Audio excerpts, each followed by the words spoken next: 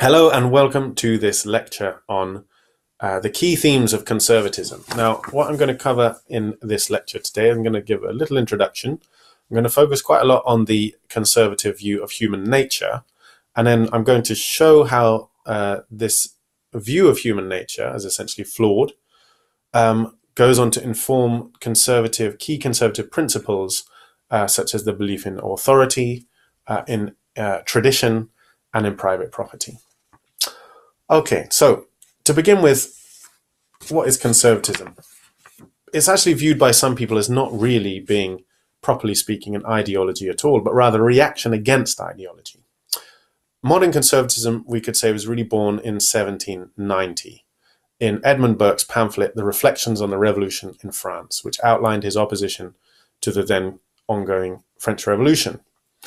Now, the French Revolution itself is rooted philosophically in a period known as the Enlightenment, which is the period in European history, basically in the 18th century, when liberal ideas, and particularly the belief in rationalism, came to prominence.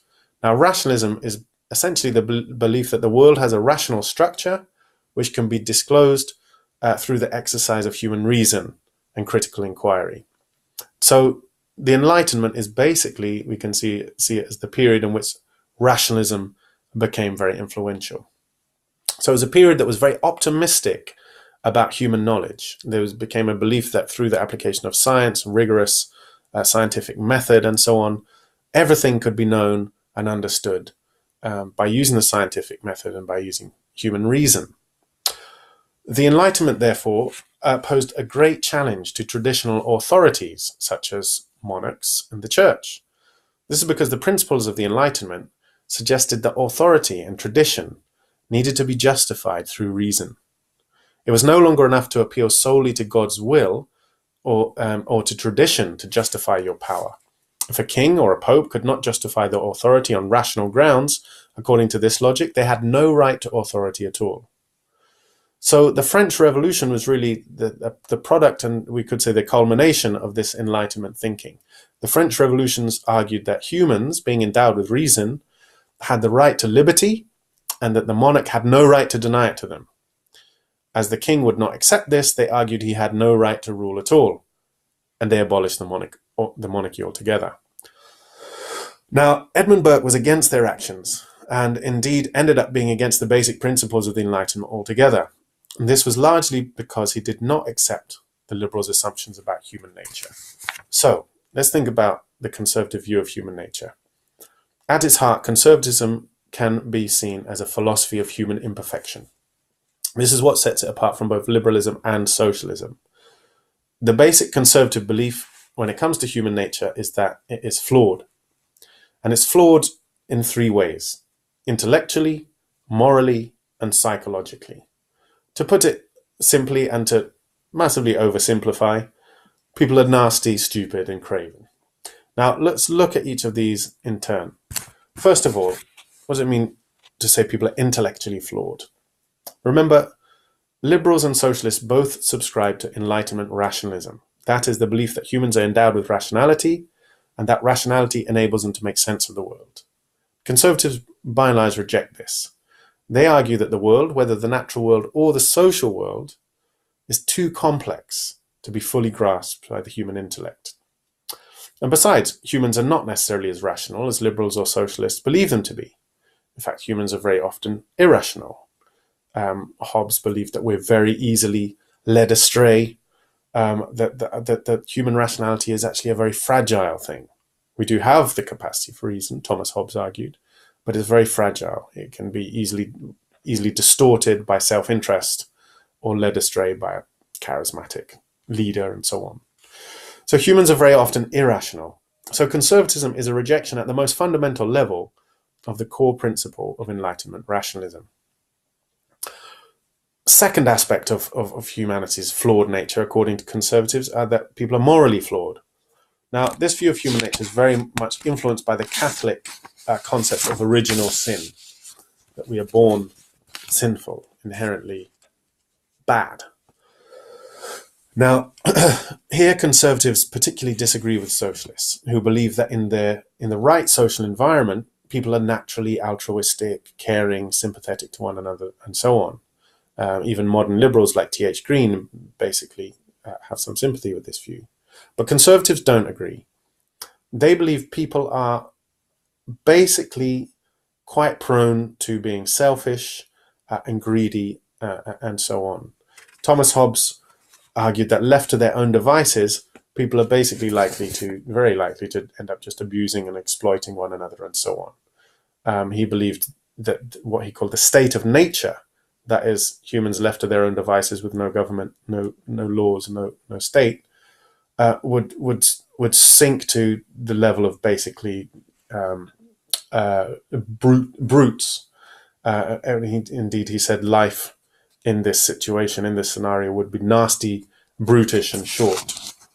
So here conservatives agree a little more with liberals, who also believe that people are driven by self-interest, but the conservative rejection of rationalism means that they're more pessimistic than the liberals here also. For example, liberals believe in the potential for world peace, as rational leaders will want to avoid war in their own self-interests.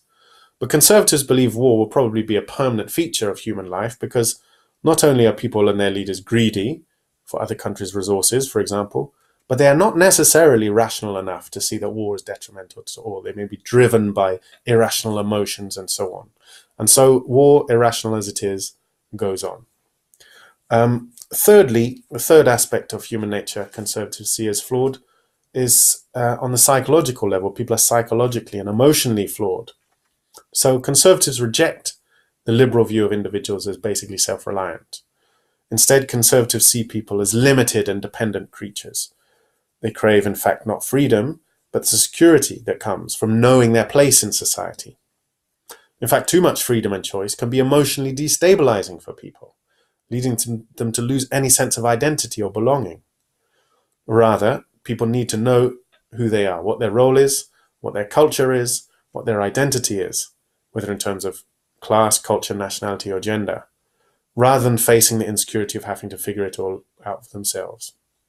So, this pessimistic view of human nature is really at the heart of conservatism, and it's from this view, I would argue, that all their other principles basically stem.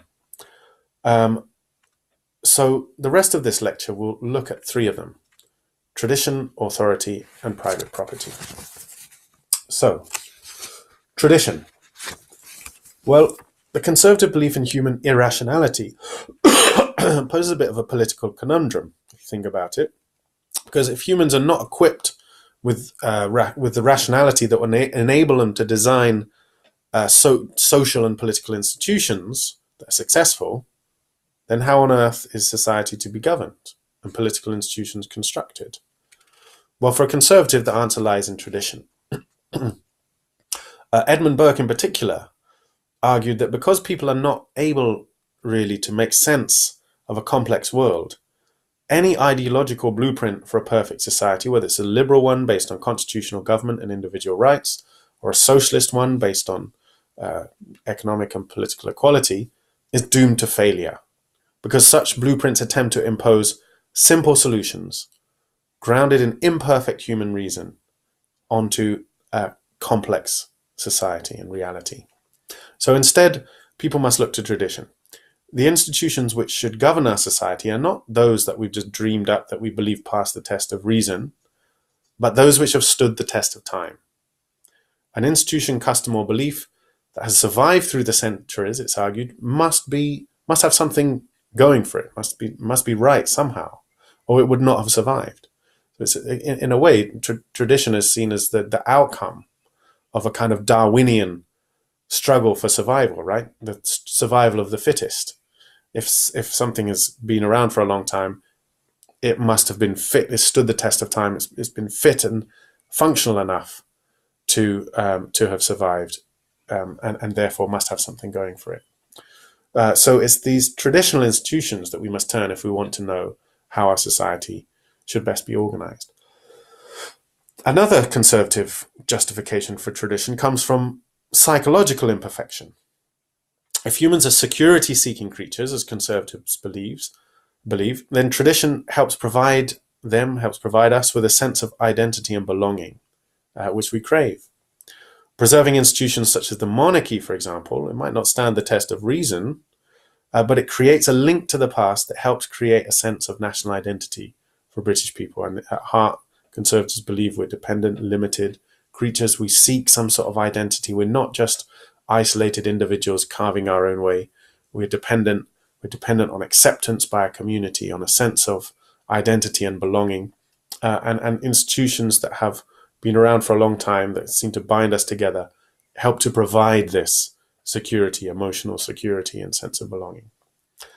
So the practical significance of all this then is that the conservative belief in tradition leads to policies of support for institutions like the monarchy, and can also explain conservative opposition to things like, for example, an elected second chamber to replace the House of Lords, or move towards a proportional voting system. For a conservative, both the unelected House of Lords and the first past the post voting system, however unreasonable they may seem to be, they've stood the test of time and should therefore be maintained. We might not necessarily be able to justify them on the grounds of logic and reason, but the fact they've survived suggests on some level they work, and that alone should be enough to justify their preservation. Michael Oakeshott is relevant here. If changes are to be made, he argues, and this follows on from Burke, these changes should be gradual and pragmatic and in accordance with the existing traditions of that nation or culture. And Oakeshott in particular emphasized the importance of pragmatism, making gradual reforms, gradually adapting to changing circumstances, the importance of that for guiding policy. Okay, now let's think about authority. Conservatives are often thought of as, and often do, have a strong belief in authority, sometimes even seen as authoritarian.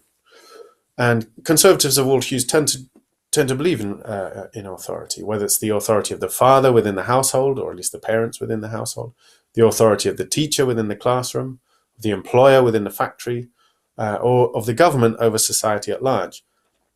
And this belief in authority can be justified on the grounds of all three of the human imperfections. So again, let's take them one by one. People are psychologically imperfect, conservatives argue. They crave security. Well, an authority figure provides the guidance and instruction they need to find their way through life. Authority provides, again, the individual with emotional stability and a sense of identity and belonging. Secondly, because of intellectual imperfection, humans are not necessarily, as liberals believe, the best judge of their own self-interest. Again, they need guidance from experienced, wise elders, authority figures. And thirdly, because of moral imperfection, people are basically sinners. They're selfish, they're greedy, they're liable to abuse and exploit other people. This belief was especially strong with Thomas Hobbes, who believed that without a strong authoritarian state, life is, as I said before, nasty, brutish, and short. So again, we need the authority to keep us in line because of our sinful nature. So this has a direct impact on conservative policies surrounding law and order, for example. For conservatives, crime is not the result of social and economic inequality, as socialists might argue, nor is it the result of a lack of education, as liberals might argue, but it's simply the natural result of human imperfection. The only way to tackle it, therefore, is through the infliction of harsh punishments on wrongdoers. Only this will deter people from acting on their natural urges to harm one another. So respect for authority thus provides people with the security and stability they crave as individuals, but also provides the social stability which conservatives seek by deterring crime and disorder. Finally, another important principle for conservatives is private property. And this also we can see as being rooted in this pessimistic view of human nature. So once again, because people are psychologically flawed, they crave security. And property, for example, owning a house or a piece of land, can provide some kind of economic security, it's argued, in uncertain times. This is why conservatives often place an emphasis on thrift, saving money, for example, to invest in a house, because the future is always uncertain. Property thus contributes on a personal level to the achievement of the key conservative goal of stability and security. But this emotional need for security also gives us a need for a sense of identity and belonging. And property is seen as helping to provide this also. The almost mystical reverence conservatives have for property stems from a belief that one's property is almost an extension of our personality, thus helps give us a sense of identity. And if property is inherited, this also gives us a link with our past, and an additional sense of tradition and rootedness. Finally, property contributes not only to security for an individual, but to society as well. This is for two main reasons. Firstly, property owners are more likely to respect the property of others. Promoting individual property ownership is therefore seen by conservatives as a means of reducing crimes against property and antisocial behavior. Secondly, owning property gives people a stake in society, making them more likely to support the status quo, less likely to rebel, and more likely to support other conservative values such as respect for law, authority, and social order. So once again, we find that a particular conservative principle, in this case property ownership, is supported because it's seen as upholding the key conservative value of security and stability. Now, this has led conservatives to promote policies supporting individual property ownership. A clear example was Mrs. Thatcher's privatization of state industry, where ordinary people are encouraged to buy shares in previously government-owned industries such as British Telecom, and in particular Mrs. Thatcher's so-called right-to-buy policy of selling council housing to sitting tenants. Libertarians like Ayn Rand and Robert Nozick go even further and believe that essentially everything should be privatized because, they argue, any form of taxation for social goals is an unjustified incursion into the sacred principle of private property. So, in summary, what I've tried to do in this lecture is to show you, firstly, how conservatism emerged historically as a reaction against the ideological fervor of the French Revolution and the Enlightenment rationalism on which it was based. Secondly, how the conservative view of human nature demonstrates how conservatism is a philosophy of imperfection, viewing people as intellectually, morally, and psychologically flawed. And thirdly, how all of the basic conservative principles, such as tradition, authority, and property, follow from this basic understanding of human nature. So when you're writing your answers to 9-mark questions on these key concepts, I want you to ask yourself 3 key questions. How does this concept stem from the conservative view of human nature? How does this concept contribute to upholding the key conservative value of security and stability? And remember, this might be on an individual or a social or societal level, or both. And thirdly, what specific policies flow from a belief in this concept? If you can do all that, you should be well on your way to gaining full marks. Oh, and I should mention also, don't forget to bring in some of those key thinkers that we've mentioned, like Edmund Burke, like Thomas Hobbes, like Michael Oakeshott, Ayn Rand, or Robert Nozick.